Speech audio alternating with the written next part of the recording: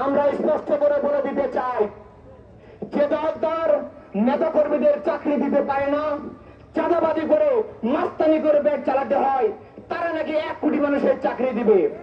এই সমস্ত ভাওতাবাজি সবার আগে বন্ধ করেন। শেখ হাসিনা একবার বলেছিল 10 টাকা সের চাল, 5 টাকা কাঁচা ঝাল আর ঘরে ঘরে চাকরি দেওয়ার স্লোগান দিয়ে তারা মানুষ হত্যা করেছিল। আপনারা যারা আগামী দিনে এমন ভাওতাবাজি নিয়ে আবার সামনে আসছেন, আপনাদের মুখ উন্মোচন হয়ে গিয়েছে ইতিমধ্যে। জনগণ আপনাদের যুদ্ধ সম্পর্কে অবগত আছে।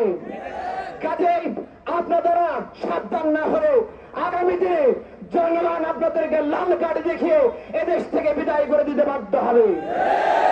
সংগ্রামী উপস্থিতি, আপনারা গতকাল যা দেখেছেন, এটি ক্ষমতা আসার পূর্বে টেইলার মাত্র, তার লাইন দিয়েছে। ক্ষমতা আসার পরে আরো কি করবে তা সহজেই আমরা অনুমান করতে পেরেছি।